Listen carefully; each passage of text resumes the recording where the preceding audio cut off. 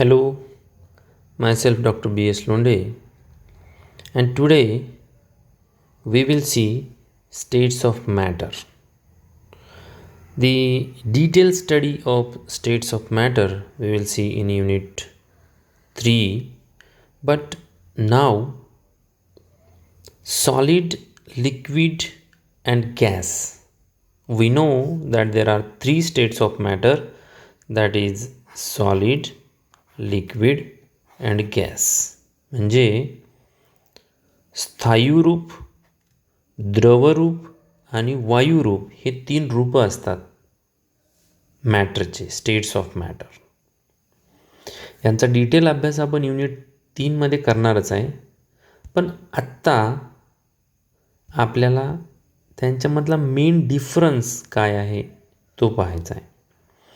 तर in solid constituent atoms or molecules are tightly held in perfect order, and therefore solid possess definite shape and volume. So definite shape आणि volume हे सॉलिडला असतं, कारण solid matter ज्याच्यापासून तयार झालेला आहे, मग ते ॲटम्स असतील किंवा मॉलिक्युल्स असतील, जे कन्स्टिट्युएंट ॲटम्स आहेत किंवा मॉलिक्युल्स आहेत त्यांना आपण कॉमनली कन्स्टिट्युएंट पार्टिकल्स म्हणू शकतो. ओके, तर हे ॲटम किंवा मॉलिक्यूल किंवा पार्टिकल्स टाईटली हेल्ड असतात एकमेकांसोबत, म्हणून त्यांना डेफिनाईट एक फिक्स्ड शेप असतो, म्हणजे आकार असतो आणि व्हॉल्यूम असतं. म्हणून जर आपल्याला रिप्रेझेंट करायचं झालं तर सॉलिड हे अगदी एकमेकांना टाईटली हेल्ड असं एक आपण रिप्रेझेंटेशन करू शकतो. त्यांच्यामध्ये त्यांचा फिक्स्ड शेप असतो.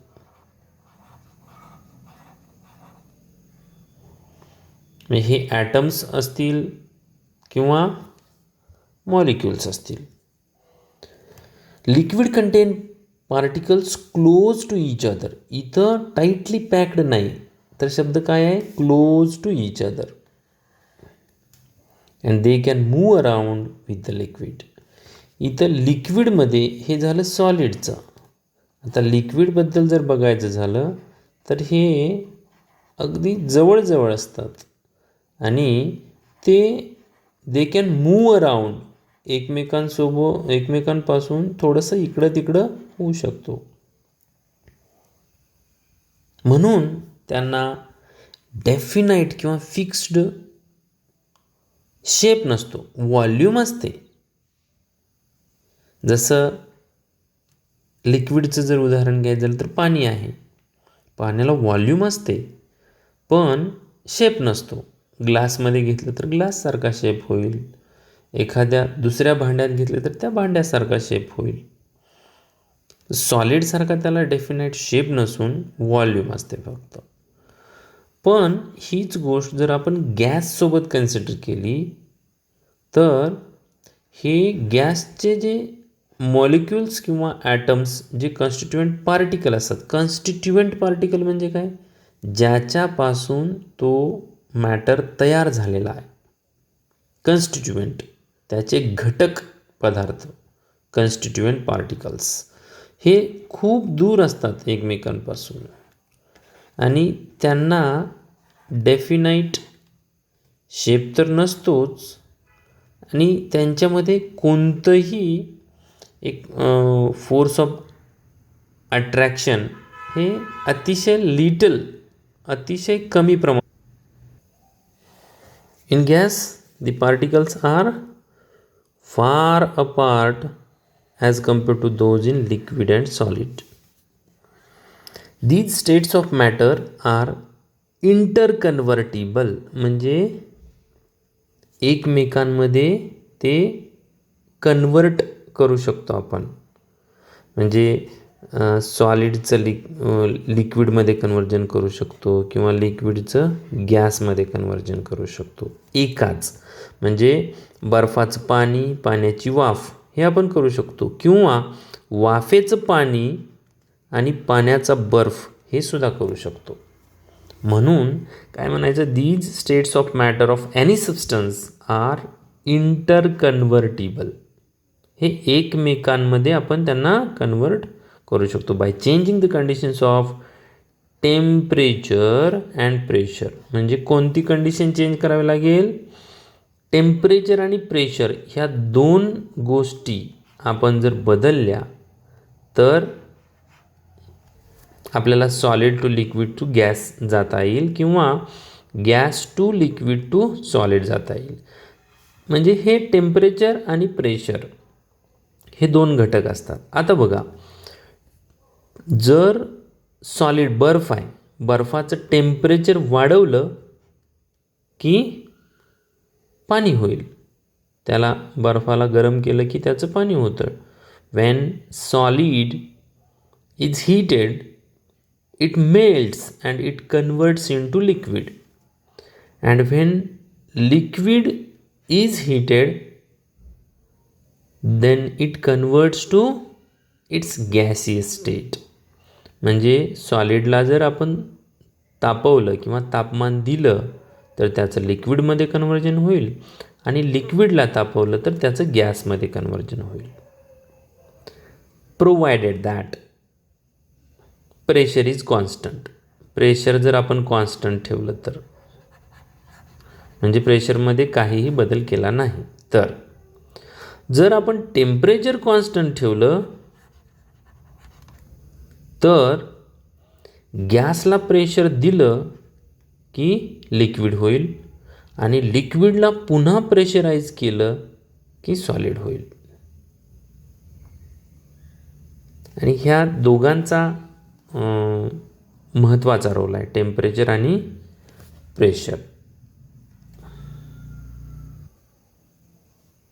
Okay, then can you tell, तुम्ही सांगू शकता का, classify the following as elements and compound.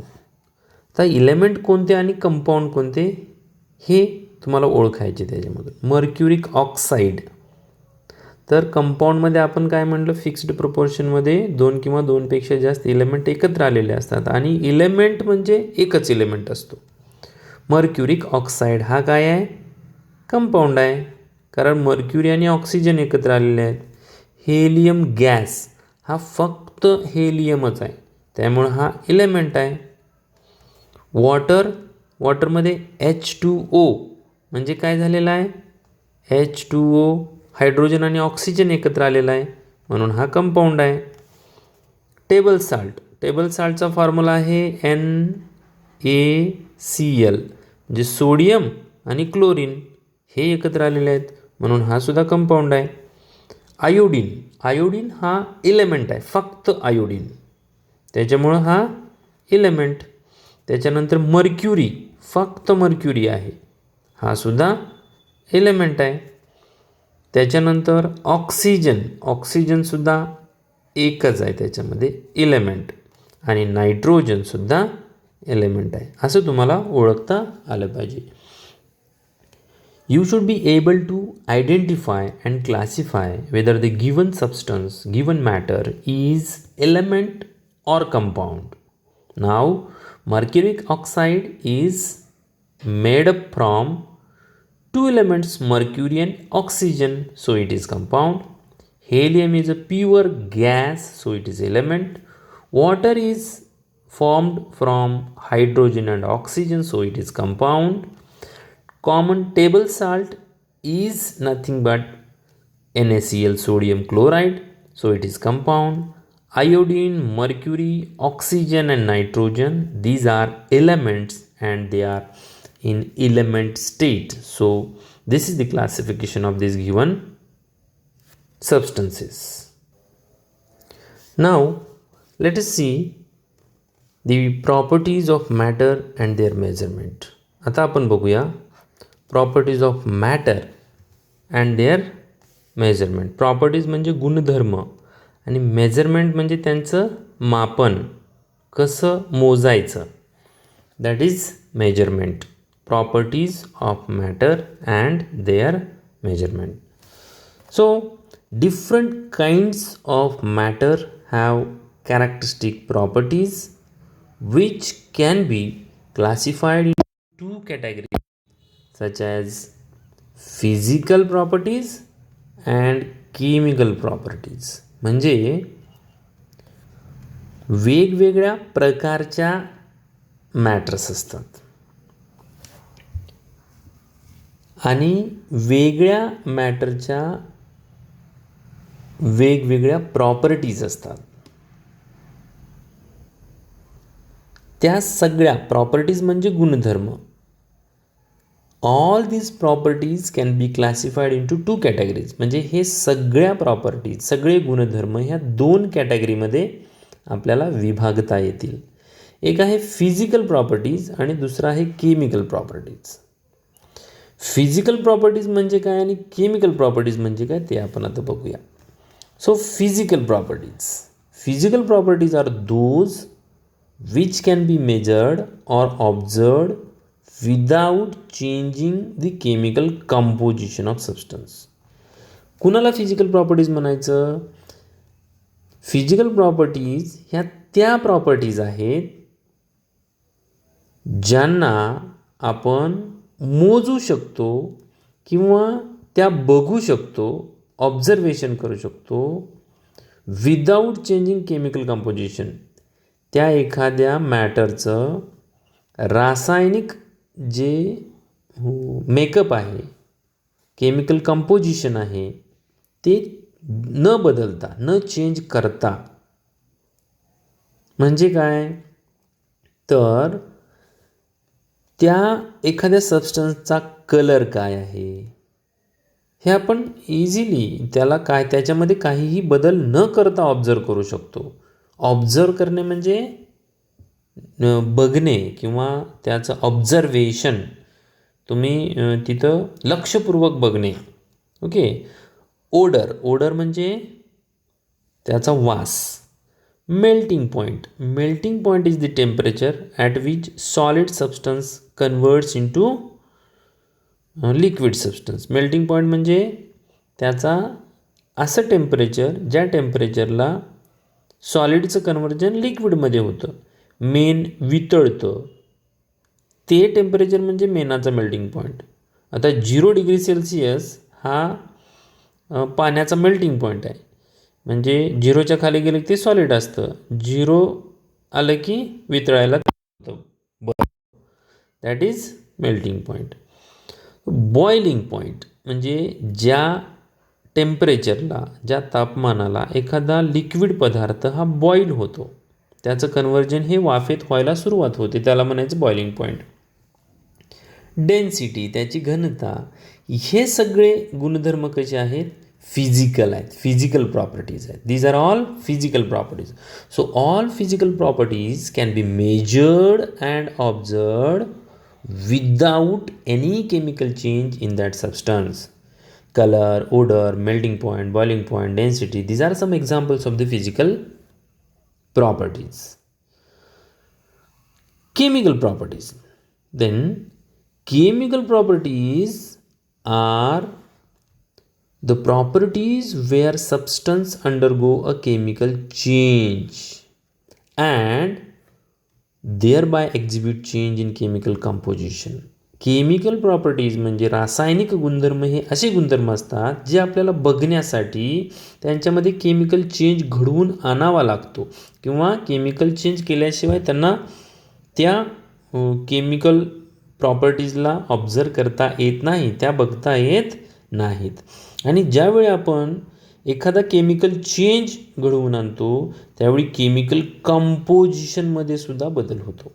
म्हणजे for example, coal burns in air to produce carbon dioxide और magnesium wire burns in air in presence of oxygen to form magnesium oxide. म्हणजे coal, what is this coal? Coal म्हणजे कोळसा.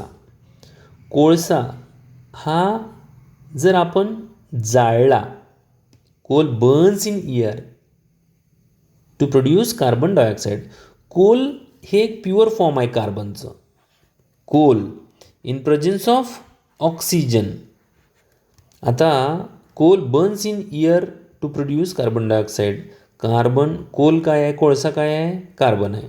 आणि एअरच्या प्रेझेन्समध्ये त्याला जर आपण जाळलं तर त्याचं कन्व्हर्जन CO2 म्हणजे हे काय झालं, कार्बन डायऑक्साईड तयार झाला. कार्बन आणि ऑक्सिजन या दोघांची केमिकल रिॲक्शन झाली. आता ह्याचं कंपोजिशन, कोलचं कंपोजिशन काय आहे, फक्त कार्बन आहे त्याच्यामध्ये, हे त्याचं कंपोजिशन आहे. ऑक्सिजनचं कंपोजिशन काय आहे, फक्त ऑक्सिजन आहे त्याच्यामध्ये, दुसरं काहीच नाही. ऑक्सिजनचेच एकसारखेच ॲटम्स, लाखो करोडो ॲटम्स असतील, पण फक्त ऑक्सिजन. ह्या कोलमध्ये, कोळशामध्ये, एक ग्राम कोळशामध्ये लाखो ॲटम्स असतील, पण फक्त कोळशा ह्याचे कार्बनचेच ॲटम्स आहेत, दुसरे नाहीत. ज्यावेळी त्याच्यापासून कार्बन डायऑक्साईड तयार झाला, म्हणजे ज्यावेळी कार्बन हा जाळला गेला in presence of air, it converts into CO2. That means composition or constitution have been changed. आता कंपोजिशन कसं चेंज झालं, कार्बनचं कंपोजिशन फक्त कार्बन आहे, ऑक्सिजनचं कंपोजिशन फक्त ऑक्सिजन आहे. CO2चं कंपोजिशन काय आहे, कार्बन आणि ऑक्सिजन. आणि ह्या ॲटमचं प्रपोर्शनसुद्धा, त्यांचं प्रमाण जर बघितलं तर 1:2. हे कंपोजिशन CO2चं आहे आणि याला म्हणायचं change in composition. Okay, so physical properties can be measured as well as observed. Measure म्हणजे मोजणे आणि ऑब्झर्व म्हणजे ऑब्झर्वेशन, बघणे, त्याच्याकडे लक्षपूर्वक ते पाहणे किंवा त्याची नोंद घेणे. Can be measured or observed without changing the chemical composition. But chemical properties are those properties where the substance undergo chemical change and chemical composition to exhibit the chemical property. Okay, so this is the difference between chemical property and physical property. Then another example is there in presence of magnesium wire burns in air in presence of oxygen to form magnesium oxide. This is the diagram. ही figure आहे बघा, ही figure, this one is the figure where magnesium wire burning is shown. Burning of magnesium wire. Magnesium wire जर तुम्ही in presence of air burn केली, त्याला जाळलं, तर मॅग्नेशियम ऑक्साईड तयार करण्यासाठी किंवा तयार होण्यासाठी हे अशा प्रकारची एक बर्निंग फ्लेम तयार होते आणि त्याच्यापासून मॅग्नेशियम ऑक्साईड तयार होतो. म्हणजे आता काय झालं, पहिलं मॅग्नेशियम होता, नंतर ऑक्सिजन आला, MgO2 तयार झाला, म्हणजे मॅग्नेशियम ऑक्साईड. मॅग्नेशियम ऑक्साईड तयार होतो, म्हणजेच केमिकल कंपोजिशनमध्ये त्याचा बदल झाला. पहिलं फक्त मॅग्नेशियम होता, ऑक्सिजनमध्ये फक्त ऑक्सिजन होता, इथं आता मॅग्नेशियमही आहे आणि ऑक्सिजनही आहे. This is the difference between physical property and chemical property. Physical properties म्हणजे गुणधर्म, physical property and chemical property. Okay, this is enough for today. Remaining part we will see in the next lecture. Thank you.